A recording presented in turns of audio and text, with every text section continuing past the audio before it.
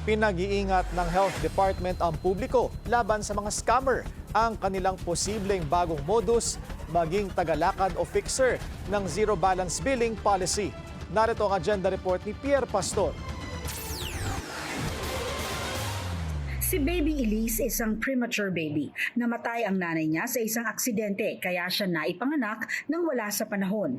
Pero wala nang babayaran ang kanyang ama sa ospital.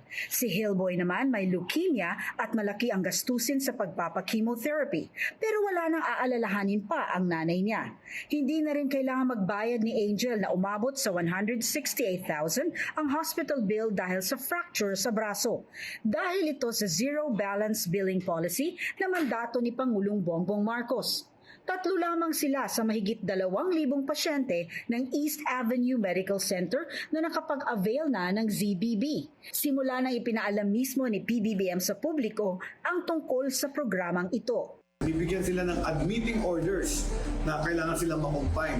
Pag meron na silang admitting orders, pupunta sila sa admitting unit at doon kukunin yung record nila at bibigyan na sila ng kama doon sa basic accommodation. Pero habang pinagaganda pa ang proseso ng ZBB sa mga DOH hospital, may paalala si Health Secretary Ted Herbosa sa publiko. Mag-ingat daw sa mga scammer at fixer na maaring manamantala sa magandang programang ito.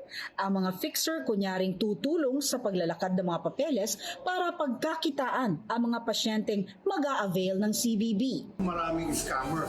Zero balance billing po ang utos ng ating presidente sa lahat ng Department of Health Hospital. So may iba pa hong hospital na hindi Department of Health.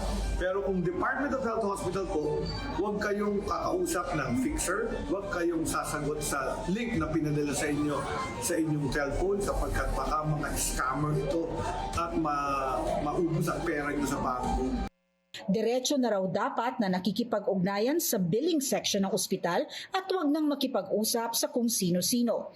Diin ng DOH, walang kailangang fixer ang ZBB at wala ring text message na ipinapadala ang DOH tungkol sa implementasyon ng programang ito. Para sa agenda, Pierre Pastor, Billionaire News Channel.